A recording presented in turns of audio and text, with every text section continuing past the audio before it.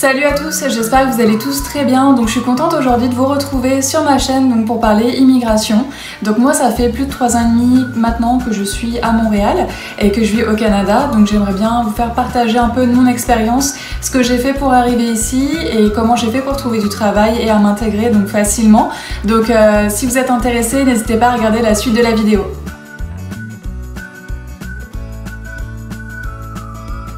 Le premier processus pour venir s'installer au Canada, ça serait vraiment de vous renseigner en fait sur le site du gouvernement canadien et de regarder ce que vous avez droit en termes de permis.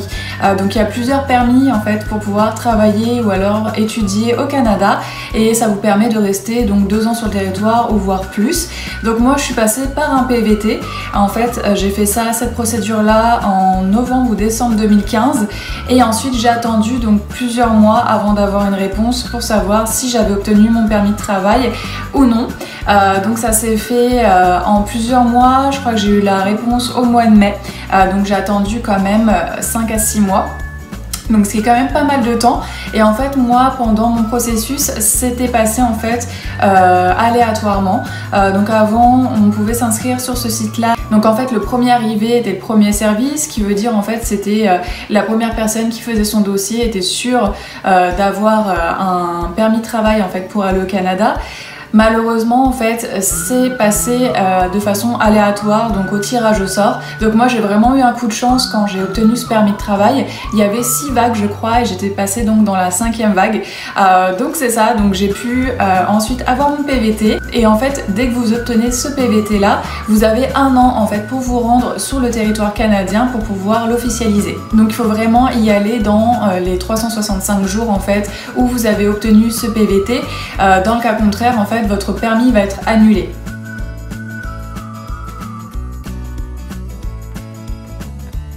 Vous avez obtenu votre permis, donc félicitations, ça c'est vraiment la première étape du processus pour venir s'installer au Canada. Le deuxième conseil que je pourrais donner, ça serait vraiment de vous préparer à l'avance, donc environ 3 semaines, à checker sur LinkedIn donc des personnes qui pourraient vraiment vous aider dans votre réseau professionnel, donc ajouter des recruteurs ou des chasseurs de tête donc au Canada, dans la province où vous souhaitez vous installer. Par exemple si c'est dans la province de Québec, donc vraiment regardez la ville où vous souhaitez vous installer et regardez aussi les recruteurs et les compagnies donc qui pourraient vous intéresser pour commencer à trouver du travail. Donc le marché québécois est très vif, je vous dirais. Ici il y a 5% de taux de chômage, donc c'est vraiment très bas. Ici les entreprises recrutent assez rapidement. Par exemple vous passez votre première entrevue téléphonique, dans la semaine vous allez voir une autre entrevue, donc peut-être physique, et par la suite au bout de 2 ou 3 semaines vous êtes embauché. Donc le recruteur va vouloir que vous ayez votre permis de travail et que vous soyez sur le sol canadien pour commencer les démarches donc au niveau du poste. Ensuite, dès que vous arrivez sur le sol canadien, donc il y a juste à le relancer, à dire que vous êtes arrivé. Vous aurez déjà préparé votre CV en format canadien. J'ai d'ailleurs fait une vidéo sur ça pour vous dire vraiment le format professionnel qui va vraiment changer de la France pour vraiment le mettre au format canadien. Donc ça c'est vraiment important aussi.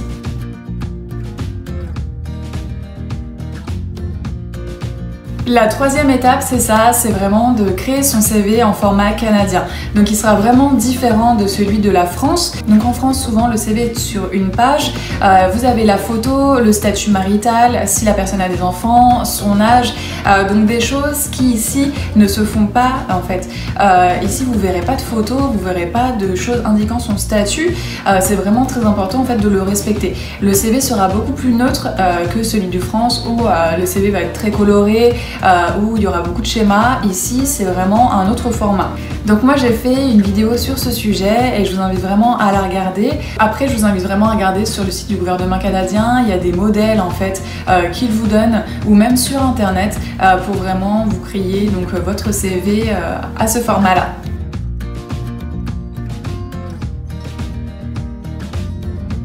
Donc la quatrième étape, ça serait vraiment de faire vos équivalences de diplômes. Donc en fait, il faut vraiment profiter de cette chance que vous avez encore d'être sur le territoire, donc français ou belge ou autre, pour faire votre demande en fait de copie certifiée conforme que vous demandera en fait l'État canadien pour vraiment faire vos équivalences ici. Donc c'est vraiment très simple, vous allez contacter votre école et vous allez leur demander donc une copie certifiée conforme de votre diplôme et également de votre relevé de notes. Donc pourquoi c'est important? En fait, c'est important si vous souhaitez travailler dans une compagnie syndiquée ou publique. En fait, souvent dans les compagnies syndiquées, donc les RH ne pourront pas aller de l'avant si vous n'avez pas vos équivalences. Je vous listerai en barre d'infos en fait le lien pour que vous puissiez vous renseigner sur ce qu'il faut et le budget en fait que ça coûte pour faire vos équivalences canadiennes. Je pense que ça peut vous aider.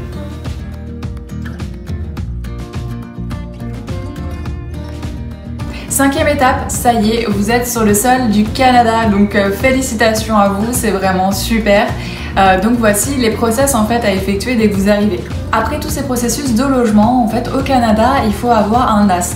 Donc qu'est-ce que c'est un NAS? C'est un numéro d'assurance sociale qui va vous permettre de vous enregistrer et donc de pouvoir travailler. Donc ça, c'est vraiment très important de le faire dès que vous arrivez sur le sol donc canadien, sur n'importe quelle province, parce que ça va être important pour vous, sinon vous ne pourrez pas travailler. Donc généralement, en fait, ceux qui ont un permis de travail, le numéro d'assurance sociale va commencer par un 9. Donc c'est une information comme ça, mais qui n'a pas vraiment d'importance. Et en fait, ce que vous allez faire, ça sera vraiment d'aller dans un bureau de Service Canada. Donc c'est une démarche administrative. Vous venez avec votre permis de travail et quelques informations comme, je crois, vos pièces d'identité. Et ensuite, donc ils vont vous faire votre document, donc votre NAS, que vous devrez garder secret juste pour vous et à votre employeur. C'est très rapide au niveau des démarches administratives. Donc vous checkez un endroit de Service Canada et vous y allez. Donc vous allez attendre quelques minutes, 15-20 minutes. Un agent va pouvoir vous recevoir et va vous faire votre petit papier. En moins d'une heure, vous avez votre NAS. Donc c'est vraiment extrêmement rapide. Je vous conseillerais aussi de checker votre échelle salariale ici, donc selon votre branche. Donc vous pouvez checker ça soit sur LinkedIn, soit sur Indeed ou alors Glassdoor. Donc c'est vraiment très simple et ça va vous permettre vraiment à donner votre tranche salariale quand vous allez être interviewé par un recruteur.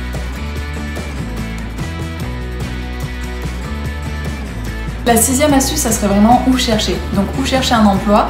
Donc vous pouvez commencer déjà par des sites internet comme Emploi Québec ou alors PVTist et d'autres sites reconnus comme Jobboard comme Indeed, LinkedIn, Monster, Jobilico, Jobboom. Vous pouvez également aller regarder le répertoire des organismes spécialisés en employabilité qui se trouve donc sur le site du gouvernement d'Emploi Québec. Vous y trouverez donc des services d'accompagnement et de soutien en matière de recherche d'emploi.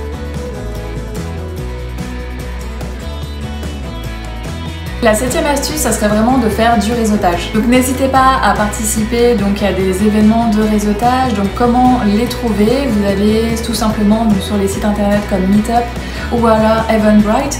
Donc souvent il y aura des 5 à 7 d'organisés, donc avec différentes personnes en fait de différentes branches.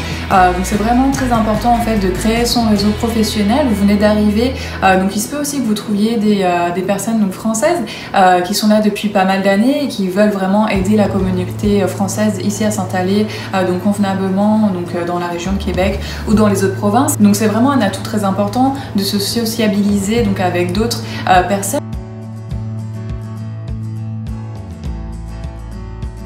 La huitième astuce, ça serait d'effectuer donc des stages non rémunérés. Donc dans mon cas, c'est ce que j'ai fait en fait quand je suis arrivée. J'ai eu l'option de faire donc un stage de 1 mois dans une compagnie de recrutement. Ça m'a permis en fait de vraiment travailler de façon québécoise, de connaître des gens super sympas avec qui je parle encore maintenant, de me faire aussi des références d'emploi. C'est vraiment très important aussi de se faire des références qui viennent donc du Canada. Ça va rassurer les entreprises canadiennes quand ils vont voir que vous avez déjà travaillé ici.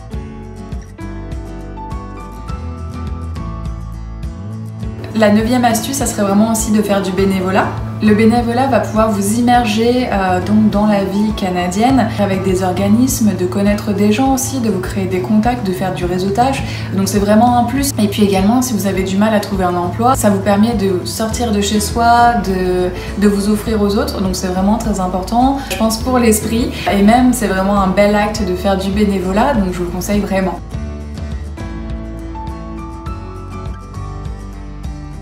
La dixième astuce, ça serait vraiment d'aller dans les agences d'intérim. Donc il y en a quand même pas mal ici. Il y a les gros groupes comme Randstad, Adecco ou alors Manpower. Il y a aussi beaucoup d'autres agences donc, qui sont canadiennes. Donc par exemple comme Quantum, Beda Ressources talent de corps. Et puis vous allez regarder sur internet, hein, vous cherchez agence d'intérim, par exemple si vous êtes à Montréal, vous tapez Montréal et vous allez trouver donc vraiment rapidement.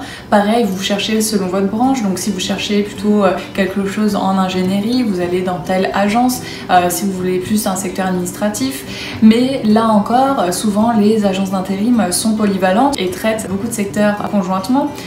Donc ça c'est vraiment très intéressant d'aller vers ces agences-là. Donc généralement, elle a des postes à pouvoir très rapidement et ça peut être très bon de trouver un poste alimentaire en attendant de trouver mieux. Donc voilà mes 10 tips en fait pour que vous soyez vraiment à l'aise pour venir vous installer au Canada. Donc c'est vrai que c'est un grand move de faire ça, mais ça permet vraiment d'enrichir donc sa culture personnelle, de faire des beaux voyages, de faire des belles rencontres.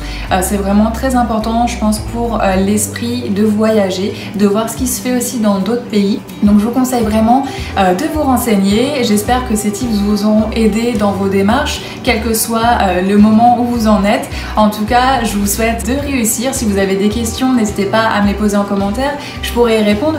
Bien sûr, je suis pas une professionnelle dans ce domaine-là, hein, dans l'immigration. Moi, je peux juste dire mon expérience.